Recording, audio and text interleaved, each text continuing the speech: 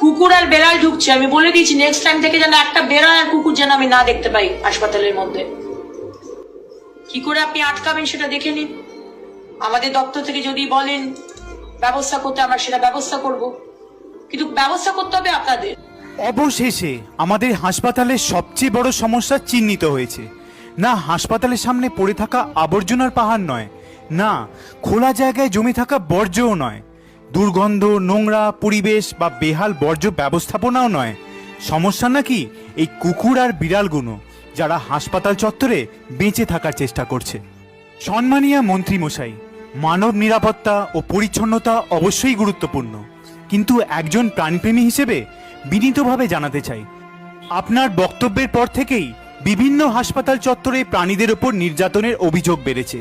কোথাও খাবার দিতে বাধা, কোথাও মারধর, কোথাও বিষ প্রয়োগের অভিযোগ। কারণ কিছু মানুষ এখন বিশ্বাস করতে শুরু করেছেন কুকুর সরানোই নাকি সমাধান। আজ যারা হাসপাতালে সারমেয়দের সরাতে বলছেন তারা হয়তো ভুলে যাচ্ছেন ওরা ভোট দিতে পারে না, ওরা মিছিল করতে পারে না, ওরা টিভি ডিবেটেও বসতে পারে না, কিন্তু ওদের জন্য কাঁদে এমন লক্ষ লক্ষ মানুষ এই বাংলায় এখনো আছে। আমরাও চাই পরিষ্কার হাসপাতাল, আমরাও চাই নিরাপদ হাসপাতাল, কিন্তু কোনো কণ্ঠহীন প্রাণের জীবনকে বলি দিয়ে নয়।